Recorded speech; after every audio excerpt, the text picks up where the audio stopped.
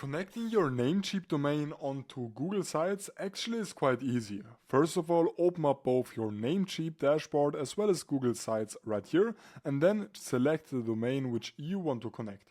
In my case, this is going to be this one. I'm also going to copy the name. Click on Manage and then head back to Google Sites. Once right here, navigate to the Settings button right here and open up the Custom Domain section. We can then click on Connect Domain and insert our domain name. This is then going to allow us to click on Verify Your Ownership, where we can then basically just go through these steps to actually add our domain and so that we can actually verify this. So to do this, first of all, head back to Namecheap and then basically head over to the Advanced DNS settings. And make sure to delete all of the previous records which you have if they aren't needed anymore, as this can also interfere with this. But either way, once you did so, add a new record and then add a text record.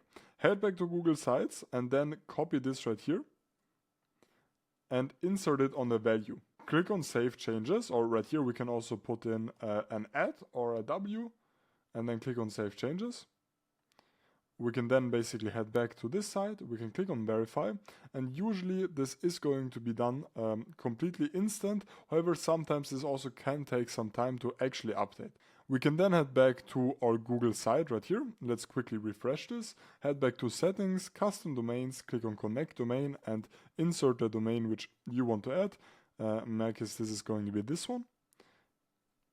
And we can then click on Next, and what we will now have to do is to basically add a CNAME entry onto the Google, basically onto the Namecheap DNS.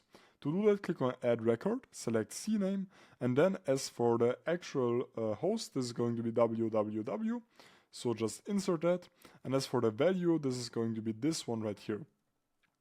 And then make sure to save this.